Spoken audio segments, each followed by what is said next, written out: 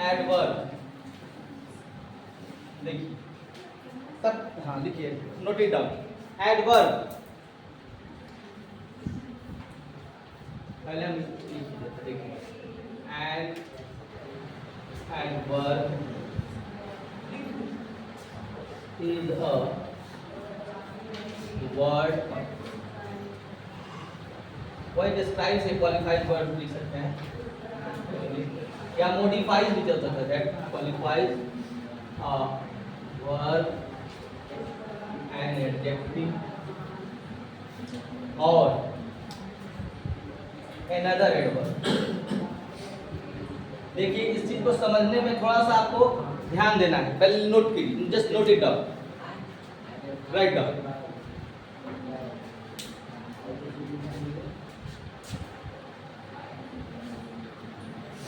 लिखने के बाद हम समझाएंगे तो that will be better for me and for you, दोनों के लिए।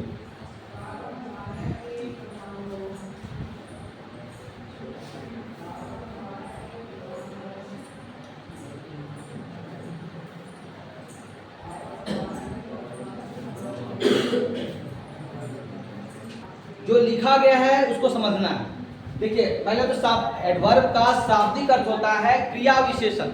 एडवर्ब का शाब्दिक अर्थ क्या होता है? क्रिया विशेषण। तो इसमें वर्ड से ही तो आधा बात तो वर्ड से ही क्लियर हो गया, जो क्रिया की विशेषता बताए। हिंदी ग्रामर में क्रिया विशेषण मतलब एक लाइन में परिभाषा है कि जो क्रिया की विशेषता बताए वही क्या है? क्रिया विशेषण है।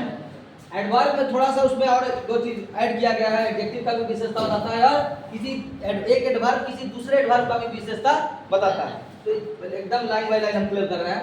An adverb is a word, देखिए ये हर नाउन से लेके अभी तक जो भी पढ़ रहे हैं, देखिए a noun is a naming word, A pronoun is a word used in place of a noun, an adjective is a word that qualifies a noun और प्रोनाउन, और a verb is an action word. तो सब में ये line कौन आ रहा है? देखिए तो इज ए वर्ड क्यों आ रहा?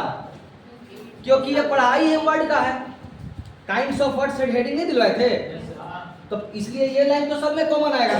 An adverb is a word एक प्रकार का एक शब्द है ना? एडवर्ब एक शब्द है जो या दैट क्वालिफाई, जो विशेषता बताता है किसका? वर्ब का, एडजेक्टिव का और अनदर एडवर्ब का मतलब क्या हुआ? किसी दूसरे एडवर्ब का विशेषता बताता है। एक एडवर्ब ही किसी दूसरे एडवर्ब का विशेषता बताता है। तो वो इस चीज को समझाने के लिए हमको एग्जांपल लेना पड़ेगा। लेकिन पहले अभी आप जितना लिखे हैं उतना का बात समझ में आया?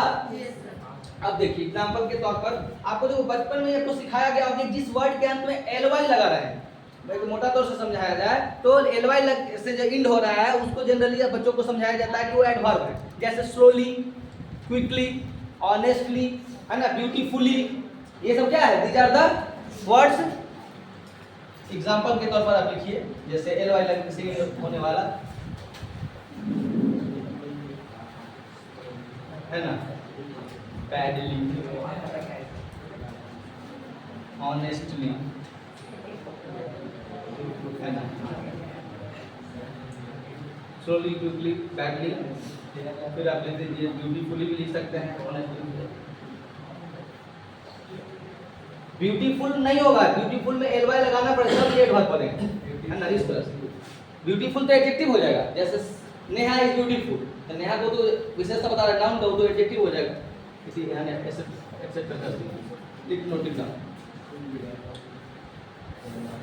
अब देखिए समझा, ये तो सिर्फ वर्ड से समझाया गया एग्जांपल देकर, लेकिन अभी हमको इसको वाक्य देकर समझाना पड़ेगा कि डेफिनेशन क्या कह रहा है। ठीक है, पहले उसको लिख लीजिए। उसको लिख लीजिए, उसका हम एग्जांपल दे रहे हैं जैसे।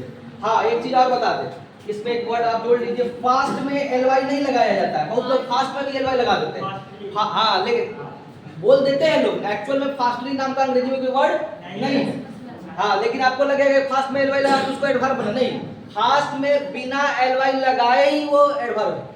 अच्छा देखिए, अगर दिमाग में आपका ये बैठ गया है कि सिर्फ एलवाई से अंत होने वाला ही वर्ड एडवर्ब है, ये दिमाग से just don't keep this thing in mind, ये बात दिमाग से निकाल दीजिए।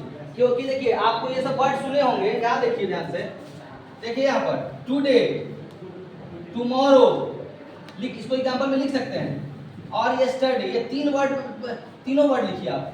अब आपको बता दें कि टुडे, टुमारो, यस्टरडे ये तीनों वर्ड एडवर्ब का एग्जांपल ही है। तो बताइए तो कहाँ इसमें एलवाई कहीं आ रहा है? तो ये तो छोटे बच्चों को समझाने के लिए बताया जाता है कि देखो भाई एलवाई से जो अंत हो रहा है वो एडवर्ब है। लेकिन अब आप now you have grown up, अब तो बड़ा हो चुके हैं, तो अब आपको वो सब शब्द भी जानना है जो जिसमें एलवाई हाँ, लेकिन फिर भी वो क्या है? एडवर्ब है। तो अब एग्जांपल उसमें जोड़ लीजिए। टुडे, टुमारो, यस्टरडे भी उसको क्या कीजिए? जोड़ लीजिए। अब हम इधर एग्जांपल दे रहे हैं। देखिए सबसे पहले अगर हम लिखे रवि राइट्स क्लियरली, लिख दीजिए। अब बताइए हमको कि इसमें हेलो, देखिए बहुत वहां पर गुनगुन हो रहा है, हम वहां से सीट चेंज कर देंगे। वहीं पर सिर्फ हो रहा है और कहीं से नहीं हो रहा। पूरा क्लास डिस्टर्ब हो रहा है, आप समझ नहीं रहे। कितना बार, तो तीसरा बार हम बोल रहे हैं, आप समझ नहीं रहे। ये अभी तक जो 4 हम पढ़ा दिए ना, उससे ज्यादा ये कठिन है। ये इसमें आप समझना, आपको फिर दिक्कत होगा, आप ही को दिक्कत होगा। रवि राइट्स क्लियरली में ये क्लियरली क्या है? क्योंकि आपको एक साफ सुथरा ढंग से आपको देखा जाए एलवाई से अंत हो रहा है। तो आप ये बताइए कि ये क्लियरली किसका विशेषता बता रहा है? ये इसमें क्रिया क्या हो रहा है? लिखना। तो देखिए यहाँ लिखा हुआ है दैट क्वालिफाइज अ वर्ब, जो वर्ब की विशेषता बताए वो एडवर्ब होगा ना। तो बताइए रवि राइट्स क्लियरली में पूछिए हाउ से क्वेश्चन करिए। क्या चीज से क्वेश्चन करिए? हाउ मतलब क्या था? कैसे? तो पूछिए रवि से, किसी से कि रवि कैसे लिखता है? तो जवाब क्या आ रहा है कि साफ साफ लिखता है। तो यह क्रिया का विशेषता बताने वाला शब्द ये हो गया। तो इसमें आप क्लियरली के नीचे लिख दीजिए एडीवी, माने एडवर्ब है, लिख लीजिए। साबित हुआ?